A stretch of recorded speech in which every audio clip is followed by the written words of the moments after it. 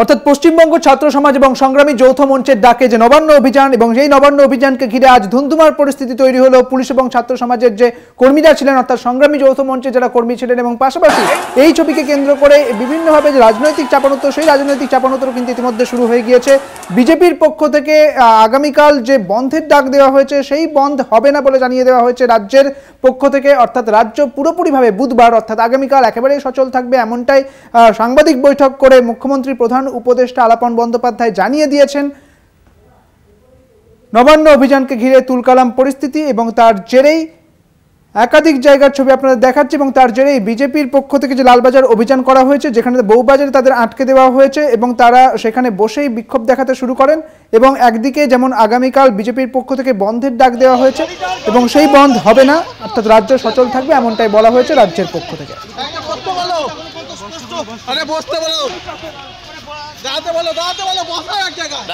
বসান না দাদা, থোড়ে বসান ওকে।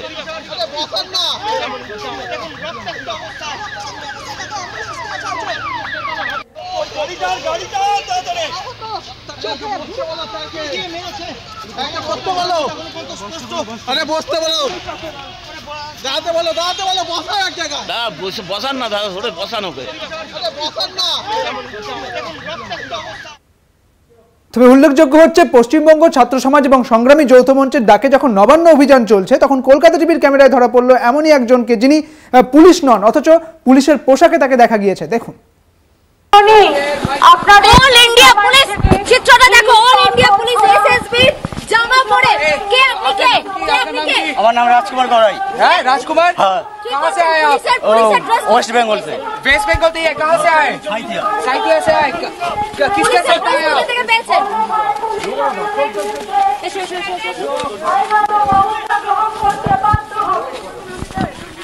All India all India police পুলিশের টি-শার্ট পরে আপনি এসেছেন। কেন এসেছেন পুলিশের টি-শার্ট পরে? এটা আমার দাদা দিয়েছে। কেন আপনার দাদা পুলিশের কাজ করে?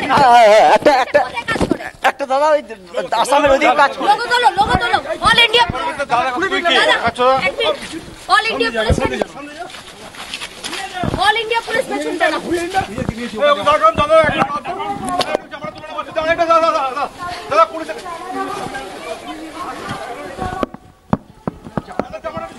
দাদা জামাটা একবার ছাড়বেন।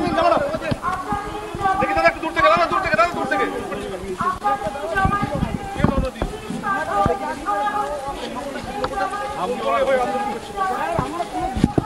দাদাই টেনে ঢোকাও।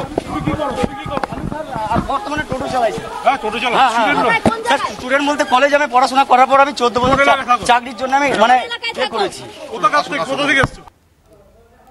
দেখতে পেলেন আপনারা, উনি বলছেন যে উনি টোটো চালান, কোনো এক দাদা তাকে এই পোশাক দিয়েছেন, অর্থাৎ পুলিশের পোশাক পরে এই অভিযানে তিনিও সামিল হয়েছিলেন, যদিও তাকে আটক করে পুলিশ। এই ছবি কিন্তু উঠে এসেছে কলকাতা টিভির পর্দাতে। আমরা আরও একবার নজর রাখবো বিজেপির লালবাজার অভিযানের দিকে। আপনাদের জানিয়ে রাখি, পশ্চিমবঙ্গ ছাত্র সমাজ এবং সংগ্রামী যৌথ মঞ্চের ডাকে যে নবান্ন অভিযান, তা ঘিরে যে ধুন্ধুমার পরিস্থিতি তৈরি হয়েছে,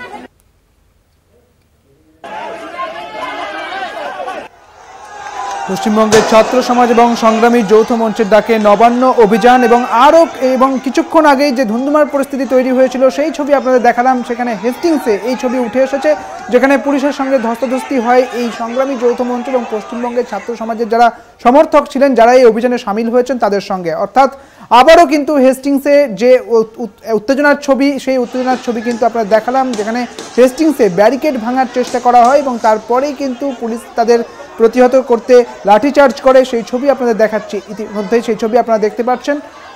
বিক্ষোভ হঠাতে জল কামানের ব্যবহার করা হয়েছিল এবং কাঁদানে গ্যাসের শেল ব্যবহার করা হয়েছিল। হেস্টিংসে নতুন করে উত্তেজনা, হেস্টিংসে ব্যারিকেড ভাঙার চেষ্টা এবং তার সামলাতে এবার পুলিশের লাঠিচার্জ। একদিকে জলকামান ব্যবহার করা হয়েছে এবং ব্যারিকেডের ওপরে উঠে বিক্ষোভ দেখাতে শুরু করেন এই সমর্থকেরা। বিক্ষোভ হঠাতে জলকামান ব্যবহার করা হয় এবং কাঁদানে গ্যাসের শেল ব্যবহার করা হয়।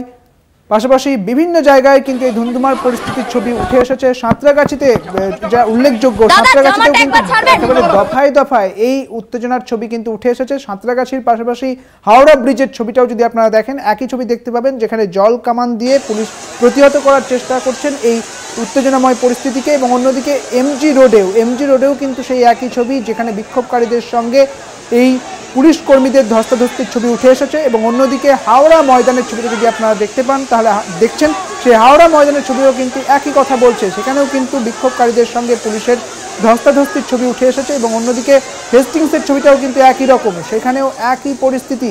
পাশাপাশি নবান্নর ক্ষেত্রেও একই ছবি, অর্থাৎ দিকে দিকে সেই ছবি উঠে এসেছে, যেখানে বিক্ষোভকারীদের সঙ্গে পুলিশের মধ্যে ধস্তাধস্তি হয় এবং সেই ছবি কিন্তু উঠে আসে। অর্থাৎ পশ্চিমবঙ্গ ছাত্র সমাজ এবং সংগ্রামী যৌথ মঞ্চের ডাকে আজ যে নবান্ন অভিযান ছিল, তা ঘিরে কিন্তু ধুন্ধুমার পরিস্থিতি তৈরি হয়েছে। সাঁতরাগাছিতে ব্যারিকেডের একাংশ ভেঙেছে বিক্ষোভকারীরা।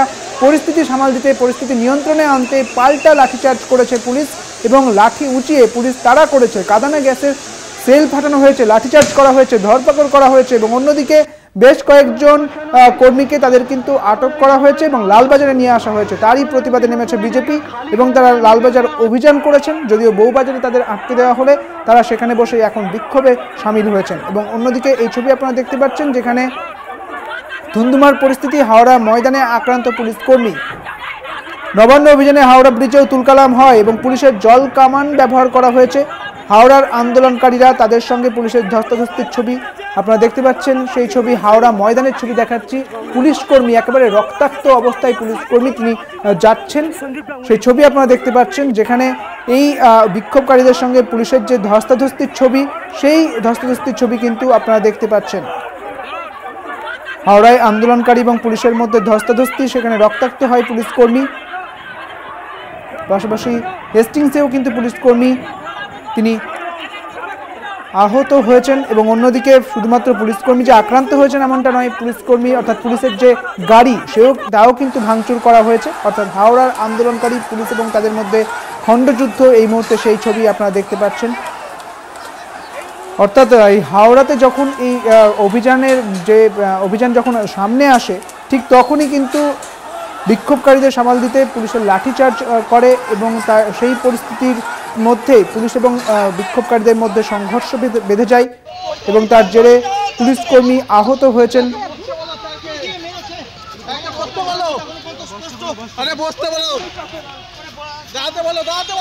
একদিকে যখন নিরাপত্তা টানটান করে রাখা হয়েছিল, পাশাপাশি এই ঘটনাকে কেন্দ্র করে ইতিমধ্যে রাজ্যের রাজনৈতিক পরিস্থিতিও কিন্তু একেবারে অস্থির, কারণ রাজ্যে ইতিমধ্যে শাসক বিরোধীর মধ্যে চাপানুতো শুরু হয়ে গিয়েছে।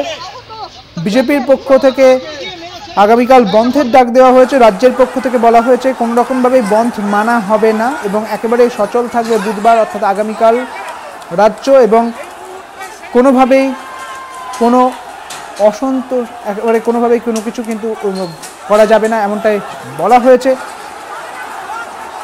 রাজ্যকে অচল করার চেষ্টা করা হলে তা ব্যাহত হবে।